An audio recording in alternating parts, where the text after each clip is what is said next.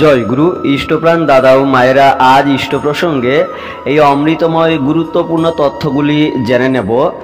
একজন সৎসঙ্গী মরে কি হবে, অর্থাৎ পরজন্মে কি হবে, তাছাড়া ইহকাল ও পরকালে ভালো থাকে কিসে, এবং শ্রী শ্রী ঠাকুর কেমন করে নাম করতেন এবং নাম ধ্যান প্রসঙ্গে পরম দয়াল কি বলেছেন জেনে নেব এই ছোট্ট ভিডিওতে। দেওঘর কলেজের অধ্যাপক বিনোদানন্দ ঝা ঠাকুরকে একদিন পার্লারে জিজ্ঞাসা করে বসলেন, ঠাকুর আপনি কেমন করে নাম করতেন?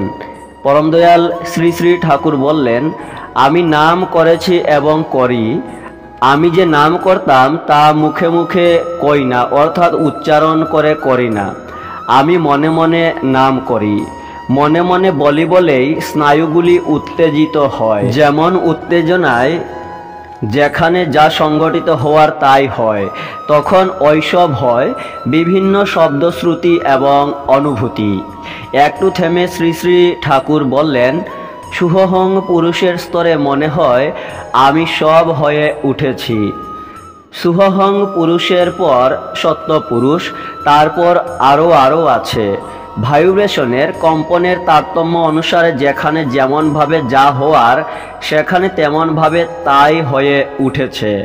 নাম ধ্যান প্রসঙ্গে ঠাকুর আরেকদিন বলেছিলেন, তারিখ ছিল 21/5/1965, যে নাম তোমরা করছো তা অভ্যাস করলে সব দিক দিয়ে বেড়ে উঠবে। ইষ্টচিন্তা করা উচিত এবং ইষ্টার্থ পরায়ণ কেমন করে হওয়া যায় তার ভাবনা করতে হয় নাম করতে করতে। আধ্যাত্ম শক্তিও তাতে বেড়ে যায়। বিহিতভাবে যজন যাজন ইষ্টভৃতি সস্তয়নী সদাচার পালন করার মধ্য দিয়ে অধ্যাত্ম শক্তির উন্মেষ হয়ে থাকে, বোধ ও শক্তি আসতে থাকে, আর প্রীতি সংহতিও দানা বেঁধে ওঠে। কেউ স্বার্থের জন্য ইষ্টকে ভজনা করে, আবার কেউ ইষ্টের জন্যেই ইষ্টকে ভজে। এই দুই ক্ষেত্রে ফলও দু রকমের হয়।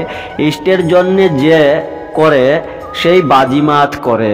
ইহকাল পরকালে ভালো থাকে কিসে, এই প্রশ্নের উত্তরে শ্রী শ্রী ঠাকুর বলেছেন, যে সৎনাম পাইছে ও ইষ্টের প্রতি নিষ্ঠা নিয়ে নাম ধ্যান ইত্যাদি করণীয়গুলি ঠিকমতো করে, সে ইহজন্মের সব অবস্থার মধ্যেই অপেক্ষাকৃত ভালো থাকে এবং পরজন্মেও ভালো জায়গায় পায়।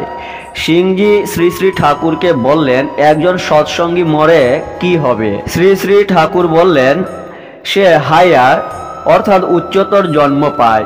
সে নামটাম যদি করে তাকে পুল করেন, টেনে তুলেন তিনি, সে হেল্প সাহায্য পায়। জয় গুরু।